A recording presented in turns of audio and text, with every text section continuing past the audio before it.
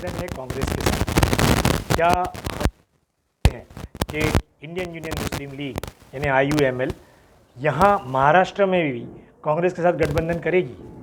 मैं आपको बताता चलूँ कि हर स्टेट में पार्टियों के रवैये अलग अलग होते हैं। कहीं कांग्रेस किसी पार्टी से समर्थन लेती है तो कहीं भाजपा किसी पार्टी से लेती है। मुस्लिम लीग का समर्थन कांग्रेस को बेशक है वहाँ पर, लेकिन महाराष्ट्र के चुनाव में अभी तक हमने इसके ऊपर कोई चर्चा नहीं की है। अगर हम तक कोई चर्चा करने के लिए आता है या कोई हमारे साथ गठबंधन करना चाहता है तो इसके बारे में हम सोच विचार करेंगे। ये पार्टी के जो आला कमान की मीटिंग है उसमें तय होगा। तो अभी इसके ऊपर कोई हमने सोच विचार नहीं किया, लेकिन इलेक्शन मुस्लिम लीग लड़ने जा रही है और बहुत ही शानदार तरीके से इंशाल्लाह हम लोग इलेक्शन लड़ेंगे। जैसे समाजवादी में अबू हाशिम आज़मी है, MIM में अकबरुद्दीन ओवैसी और असदुद्दीन ओवैसी है, ये बड़े चेहरे हैं। मैं मुसलमान जितनी पार्टी है, मुस्लिम पार्टी, उसकी बात कर रहा हूँ, लेकिन क्या इंडियन यूनियन मुस्लिम लीग में मुझे कोई ऐसा चेहरा नज़र नहीं आ रहा जो इस पार्टी के लिए आगे लेकर के चले या लोग उसको रिकग्नाइज़ करें। इसके बारे में आपके क्या विचार है?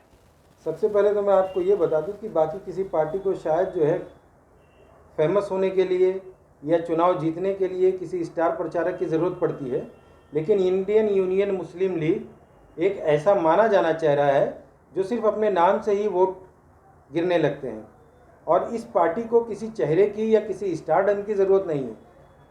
हमने अगर अपना कैंडिडेट उतारा तो हम मुस्लिम लीग के नाम पर लड़ेंगे, ना कि किसी स्टार प्रचारक के नाम पर।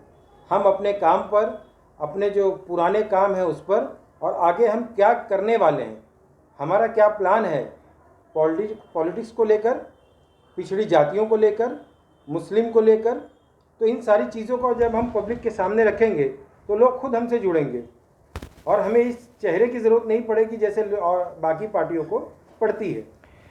मेरा एक आखिरी सवाल है, अयोध्या की मस्जिद को लेकर के AIMM के सदरान ने एक बयान रिसेंटली प्रेस रिलीज़ किया है कि वहाँ जो कोई भी नमाज पढ़ेगा उसकी नमाज हराम है। इसके बारे में मुस्लिम लीग का क्या स्टैंड है? सबसे पहले तो मैं आपको बता दूं कि जो बयान भी उन्होंने रिलीज़ किया होगा, हम उनके बयान से इत्तेफाक नहीं रखते। मुस्लिम लीग का ये मानना है, हमारा ये मानना है कि मस्जिद जहाँ भी है वो खुदा का घर है और खुदा के घर में नमाज़ पढ़ना हराम कोई करार दे नहीं सकता।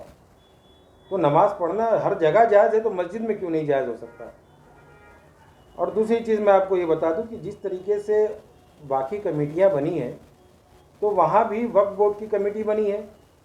वो लोग से मैं आपके चैनल के माध्यम से ये अपील करना चाहता हूँ कि मुसलमानों से वो लोग भी चंदा लेकर के, हर कोई चंदा देने के लिए, मस्जिद बनाने के लिए तैयार है, हम भी अपनी तरफ से देने के लिए तैयार हैं।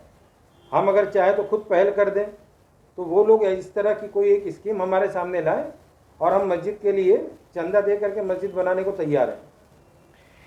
चलिए दोस्तों, जैसे कि आपने सुना और देखा कि इंडियन यूनियन मुस्लिम लीग अयोध्या की मस्जिद के लिए आपसे हमारे चैनल के थ्रू आह्वान करती है कि आप इसमें आगे बढ़ चढ़ के हिस्सा लें। दूसरी बात ये, इन्होंने ये भी कहा कि MIM के जो सदरान है, ना वो कोई मस्जिद के इमाम है ना कोई कारी है। इस तरीके के बयानात जो उन्होंने सियासती मंच पे किया उसका ये बिल्कुल समर्थन नहीं करते हैं। लेकिन आप सभी के लिए हमारा ये जो न्यूज़ चैनल है ये 24 आवर्स आपके इसलिए प्रस्तुत करता है और हर एक नई पार्टी और नए विचार वाले लोगों को आपके सामने पेश लाता है। इंडियन यूनियन मुस्लिम लीग के जो जनाब मोहम्मद शमशाद शेख साहब ने हमें आज अपना कीमती वक्त दिया, इसके लिए हम उनका बहुत बहुत शुक्रिया अदा करते हैं। आपकी तीखी बातों में आपने जो भी जवाब दिया हम उसके साथ में है और यही हम लोगों से गुजारिश करते हैं कि इनकी बातों को आप तक पहुंचाएं।